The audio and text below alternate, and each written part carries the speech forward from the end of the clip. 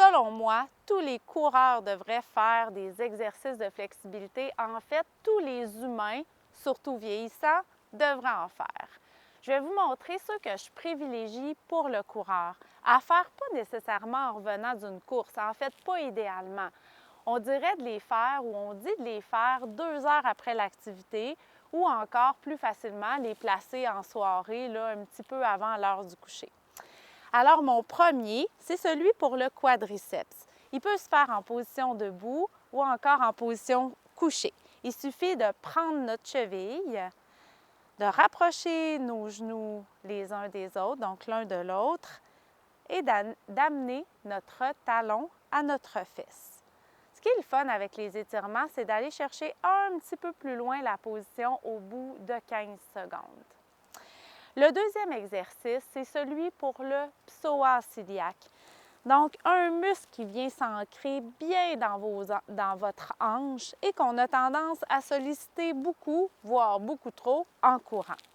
Alors, la façon de le faire est de placer un genou au sol, d'amener un pied vers l'avant et de se déporter vers l'avant comme ça ici.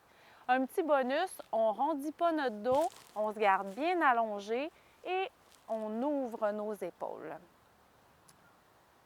Troisième exercice, pour la bandelette iliotibiale. Alors, on va apporter une jambe devant l'autre. C'est la bandelette de la jambe qui est derrière qu'on va étirer.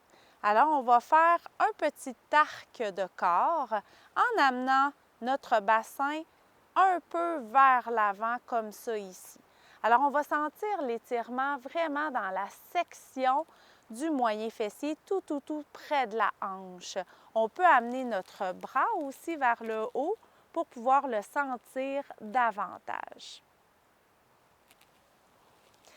Chaque exercice de flexibilité, vous pouvez les faire entre 30 secondes et 2 minutes. Vous pouvez les faire aussi plus longtemps si vous sentez qu'une structure a besoin d'être un petit peu plus étirée que contractée.